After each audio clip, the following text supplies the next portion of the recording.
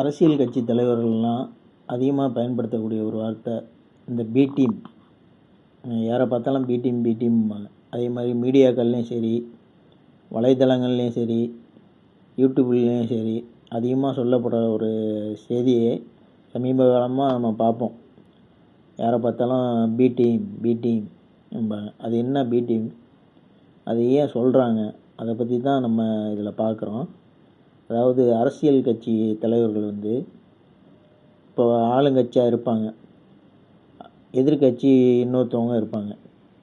இவங்க 2 பேரும் இல்லாமல் புதுசாக ஒரு கட்சியில் உள்ளவங்க ஆளுங்கட்சிக்கு சப்போர்ட்டாக உள்ளவங்கள ஒன்றும் சொல்ல மாட்டாங்க. அதே இது எதிர்கட்சிக்கு சப்போர்ட்டாக டைரெக்டாக உள்ளவங்கள, கூட்டணியில் உள்ளவங்கள ஏ டீம்ன்றுவாங்க. அதில் பிரச்சனை இல்லை. இப்போ ஆளுங்கட்சியோட கூட்டணியில் உள்ளவங்கள கூட்டணி கட்சிகள்ன்றுவாங்க. எதிர்கட்சியில் உள்ளவங்கள அது ஏ டீம்ன்றுவாங்க. இந்த 2ம் இல்லாமல் புதுசாக வெளியிலேருந்து ஒருத்தவங்க நாங்கள் தனியாக ஆளுமை கொள்வோம், தனியாக நிற்போம், நாங்கள் வெற்றி பெறுவோம் ன்ட்டு சொல்லக்கூடியவங்க பி டீம்மும்பாங்க. யாருக்கு பி டீம்மும்பாங்க? ஆளுங்கட்சி எதிர்கட்சியாக உள்ளவங்களுக்கு பி டீம்மும்பாங்க. எதிர்கட்சியாக உள்ளவங்க ஆளுங்கட்சிக்கு பி டீம்மும்பாங்க. அந்த புதுசாக வந்துக்கிற கட்சி அந்த 2 கட்சியுமே பி டீம்மும்பாங்க. இப்படி தான் சொல்லுவாங்க. உதாரணத்துக்கு சொல்லணுண்டாக்கா, உங்களுக்கு புரிகிற மாதிரி சொல்லணுண்டா, டிஎம்கே தமிழ்நாட்டில் ஆளுது, மத்தியில் இப்போ பிஜேபி ஆளுது. பிஜேபியோட கூட்டணி உள்ளது ஏடிஎம்கே, அது ஏ டீம்ன்றுவாங்க. பிரச்சனையே கிடையாது. இப்போ டிஎம்கேயோட கூட்டணியில் உள்ள விசிகாவோ மற்ற கட்சிகளையோ அது கூட்டணி கட்சின்றுவாங்க. இப்போ தனியாக உள்ள கட்சின்னு பார்த்தோம்னாக்கா விஜய் கட்சி, நாம் தமிழர் கட்சி, இந்த மாதிரி கட்சிகளும் இருக்கும். இப்போ நாம் தமிழர் கட்சியை எல்லோரும் என்ன சொல்லுவாங்கன்னாக்கா பாஜகவுடைய பி டீம். விஜய் கட்சி என்ன சொல்லுவாங்க? பாஜகவுடைய பி டீம். அதே சமயத்தில் அவங்க என்ன சொல்லுவாங்க? பிஜேபிக்காரவங்க சீமானையும் விஜயும் டிஎம்கேயோட பி டீம். அதே மாதிரி நாம் தமிழர் கட்சியும் விஜய் கட்சியும் என்ன சொல்லுவாங்க? டிஎம்கேயை பிஜேபியோட பி டீம். அது என்ன இது பி டீம் பி டீம்மு? ஆளுக்காலும் மாற்றி மாற்றி சொல்லிக்கிறாங்களே பி டீம்மு.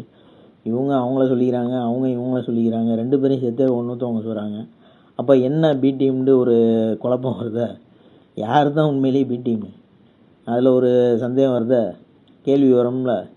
நீங்கள் அவங்கள பி டீம்டா, அவங்க உங்களை பி டீம்டாக்கா, இப்போ யார் தான் உண்மையான பி டீமு? பி டீம்டா என்ன? அப்போ ஒரு கேள்வி வருது. அப்போ அதுக்கு காரணம் சொல்கிறாங்க.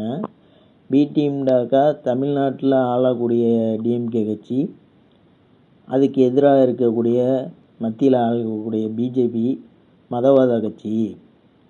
ஆனால் எங்கள் கூட கூட்டணிக்கு வராமல் நீங்கள் நாம் தமிழரோ விஜயோ தனியாக நிற்கும் போது அந்த ஓட்டுகள் பிரிஞ்சு மதவாத சக்தியான பிஜேபி தமிழ்நாட்டில் வளர்கிறதுக்கும் கால் ஊன்றதுக்கும் ஆட்சி அமைக்கிறதுக்கெலாம் நீங்கள் ஒரு உறுதுணையாட்டம் போயிடுவீங்க. அதனால தான் அவங்கள பி டீம்னு சொல்கிறாங்க. அவங்க டைரெக்டாக எதிர்ப்பாங்க. என்ன சொல்லி எதிர்ப்பாங்க? நாங்கள் பிஜேபியை எதிர்க்கிறோன்ட்டு சொல்லுவாங்க. விஜயும் சரி, சீமானும் சரி. அதே சமயத்தில் அவங்க ஓட்டை பிரிப்பதனால அவங்கள பி டீம்ங்கிறாங்க. அதே மாதிரி இவங்க என்ன சொல்லுவாங்க? நீங்கள் பின்னாடி இருந்து அவங்க கூட சப்போர்ட் பண்ணி அவங்கள்ட்ட பேச்சுவார்த்தையை ஈடுபடுறீங்க, அதனால் பி டீம்பாங்க. இந்த மாதிரி 2 கருத்துக்களை வைக்கிறாங்க.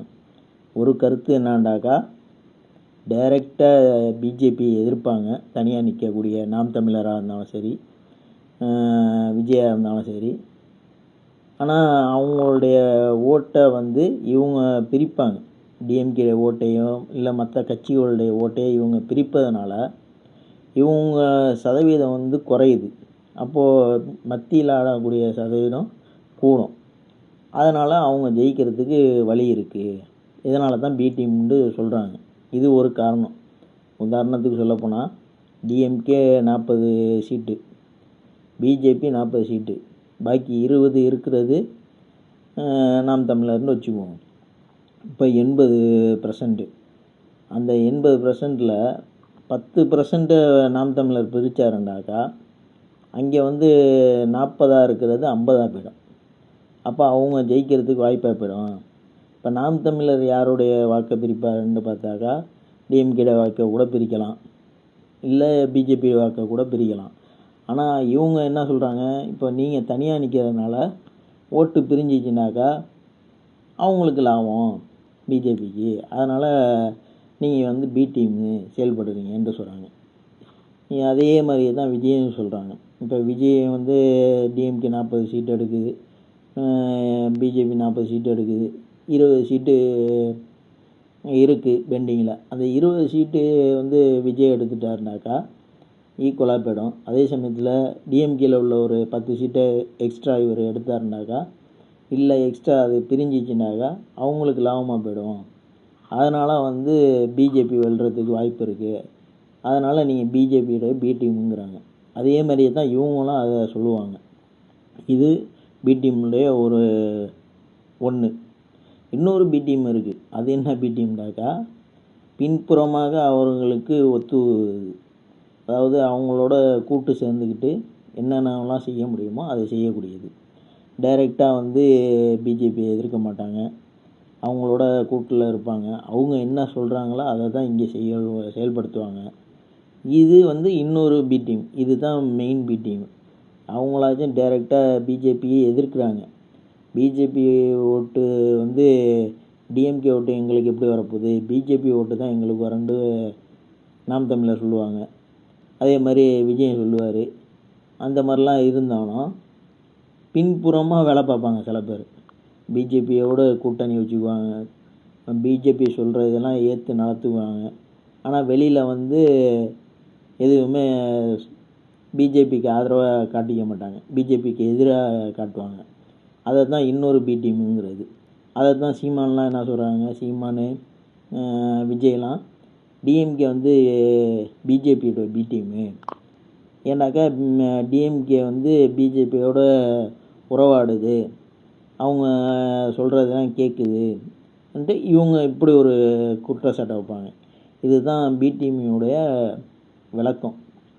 ஒன்று, டைரெக்டாக எதிர்ப்பாங்க பிஜேபியை, அதன் மூலிமா டிஎம்கே ஓட்டை பிரிக்கிறது, அதன் மூலிமா பிஜேபி வளர்கிறதுக்கு இவங்க உறுதுணையாக இருக்காங்கங்கிறது ஒரு வகை பி டீமு. இன்னொரு வகை பி டீமு பிஜேபிக்கு அடிமையாகவும் பிஜேபிக்கு மறைமுக உறவோடு இருந்து அவங்க சொல்வதையெல்லாம் இங்கே செயல்படுத்துகிறது இன்னொரு வகை பி டீமு. ஆக மொத்தம் 2 வகை பி டீம் இருக்குது.